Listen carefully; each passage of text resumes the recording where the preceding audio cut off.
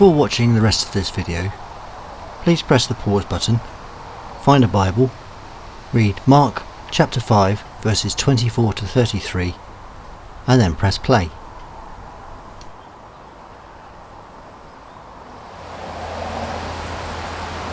Hello again, and thanks for coming back. I'm Daniel from Capernaum by the Sea of Galilee, and I'm a fisherman by trade. I've got a great deal more to tell you today.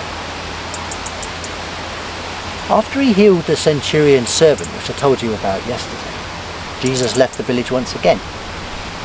I heard that he'd gone to a town a few miles away called Nain. Most of the crowd went with him, of course, and I got the occasional update from people who passed through the village.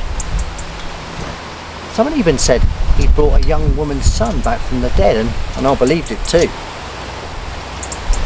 A few days later, I was out fishing when I saw this boat coming from across the other side of the lake, and as it got closer I could see that Jesus was aboard with his followers, making for the shore. I wasn't going to miss this, so I pulled in my nets and I pushed my boat up on the shore.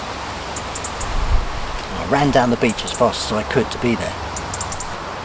There was already a large crowd around Jesus, as there always was. I remember thinking how awful it must have been to be so famous, surrounded by a crowd like that every day, wherever you went. Most of them just wanting to take from you. It must have been really hard for Jesus, but if he was tired of it, he never showed it. He always had time and compassion for everyone. Anyway, as we reached the edge of the village, I could see Jairus pushing his way through the people towards Jesus. Jairus was one of the elders from the synagogue. I knew his daughter wasn't well, but I didn't realise quite how ill she was. Jairus was a proud man. We all knew him and we all respected him. But right there, he threw himself on the floor before Jesus, right at his dusty feet. And he begged, pleaded with Jesus. He said, "My little daughter is dying. Please come and put your hands on her so that she will be healed and will live." It was so sad to hear it. Without a word, Jesus bent down, picked Jairus up onto his feet, and then they just both made for Jairus' house. Of course, the crowd followed like sheep, and I was with them. As we walked, I noticed a woman I knew from the village standing close by. I didn't know her name, but I'd heard about her plight from other people. Apparently, she'd been unwell for many years. Heavy, persistent bleeding, I heard. And the rumours said she'd spent a lot of money on our best doctors, and even they hadn't been able to heal her, and she got worse, if anything, and now she was destitute. I knew straight away what she was trying to do, and of course it made perfect sense. Ask Jesus to heal her, and he would do it. He was the greatest doctor I've ever seen. But he didn't prescribe cures, he was the cure. As I watched, she pushed her way through the people surrounding Jesus, reached out her hand and touched his cloak, just the briefest of touches, but that was all she needed. She didn't even speak to Jesus as I'd expected her to try and do, but right there, in that moment, she was healed. I knew she was healed because this huge smile came across her face, and she just sat back looking joyful. The torment had gone.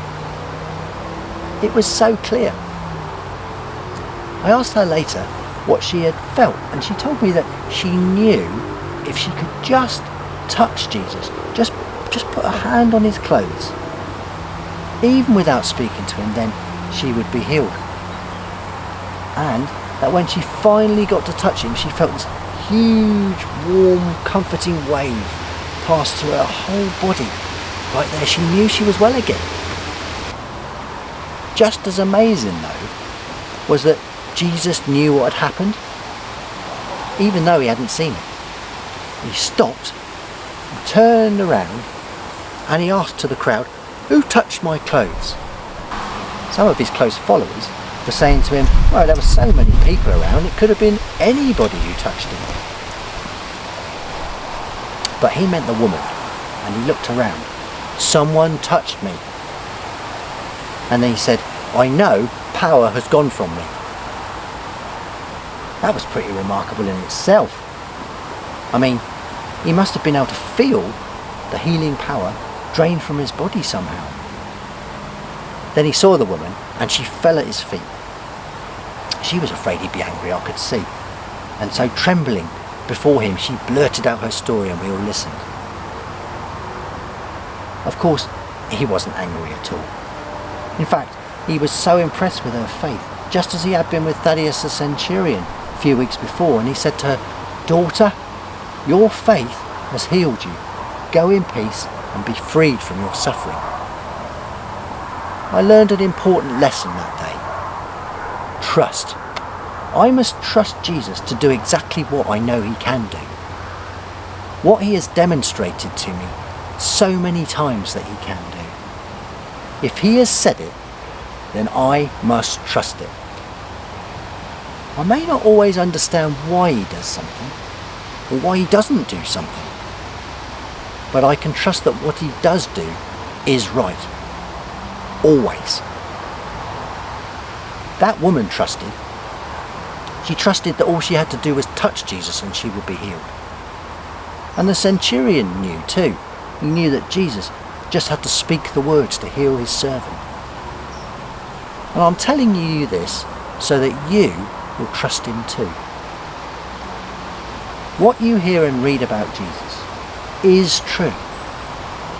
It should inspire you to trust that he is faithful and that what he says will come to pass.